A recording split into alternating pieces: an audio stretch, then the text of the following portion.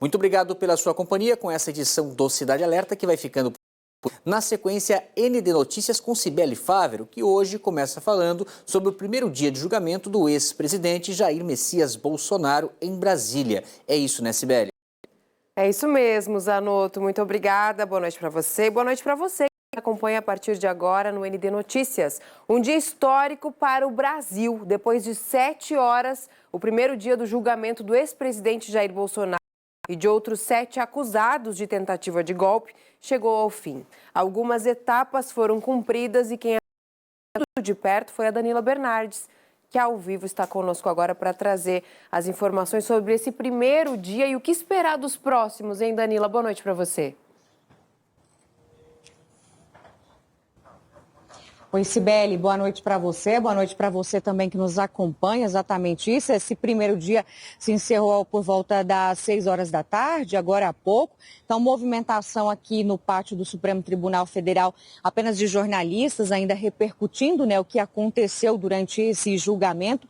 O prazo limite para ele acontecer é até o dia 12 de setembro, então amanhã será retomado.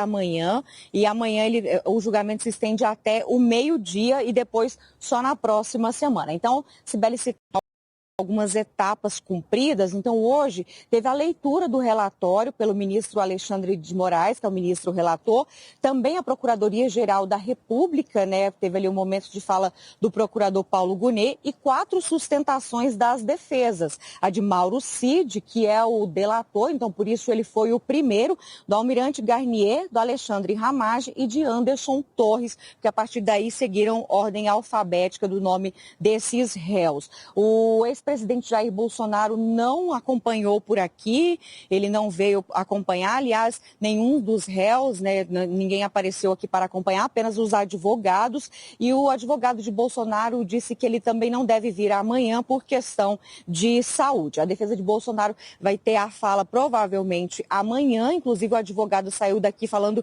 que vai passar a noite já para responder alguns pontos que foram abordados durante as falas dos outros advogados e também do relator e da Procuradoria-Geral da República. Como a Cibele disse, nós acompanhamos durante todo o dia, preparamos uma reportagem para você ver a partir de agora.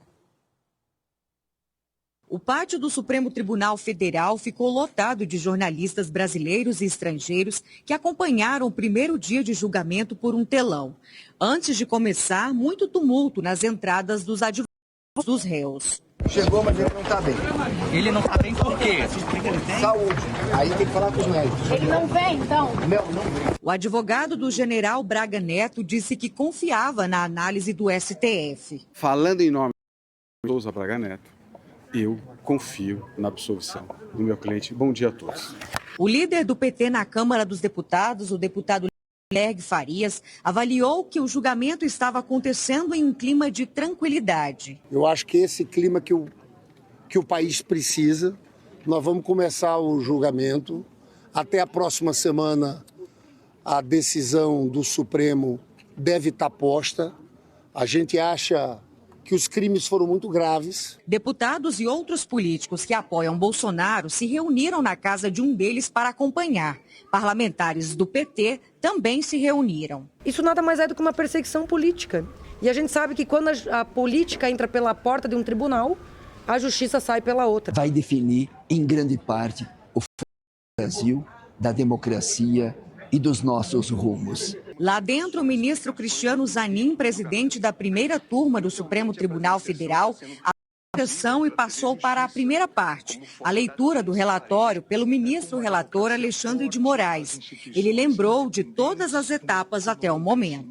Moraes levou quase 2 horas para concluir a leitura. A segunda etapa foi a sustentação da PGR. O procurador-geral da República, Paulo Gonet, defendeu a acusação e apresentou argumentos a favor da condenação dos réus.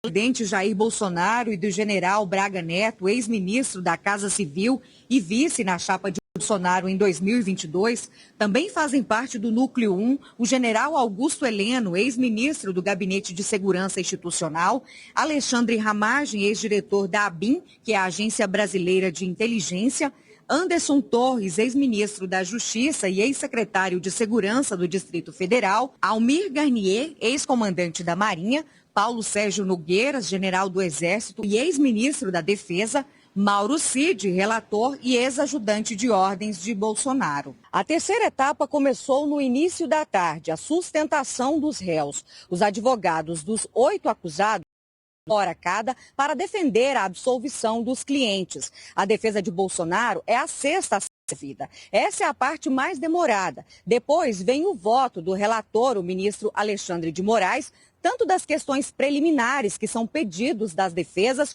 como também o parecer final. E só então os votos dos demais ministros da primeira turma. Votam Flávio Dino, Luiz Fux, Carmen Lúcia e Cristiano Zanin, nesta ordem. Então, amanhã, a partir das 9 da manhã, com esse julgamento sendo retomado, vão ser ouvidos as 4 defesas, né? Vão ser ouvidas as defesas que ainda faltam apresentar ali o parecer de cada um deles, desses condenados por tentativa de golpe. Bom, crescer a pressão com relação ao projeto da anistia para os condenados do 8 de janeiro. De 8 de janeiro. A oposição começou a cobrar mais do Congresso Nacional, principalmente Câmara dos Deputados, o presidente Hugo Mota paute esse projeto, e isso porque inclui o ex-presidente Jair Bolsonaro também, né? O líder do PT esteve aqui hoje à tarde, ele disse que Hugo Mota garantiu que não vai pautar esse projeto, pelo menos enquanto estiver acontecendo o julgamento, mas que ele sentia toda essa movimentação até mesmo depois que acontecer. Então é algo que está aí ainda, né, com uma cobrança por parte da oposição, já se arrasta há alguns dias essa pressão para votar esse projeto. Então amanhã a gente vai seguir acompanhando essas 4 defesas, provavelmente a de Bolsonaro amanhã deve ter direito à fala. Eu volto com você, Sibeli. Obrigada, Danila, pelas informações. É claro que a Danila segue de olho acompanhando, né, a partir de agora o segundo dia do julgamento.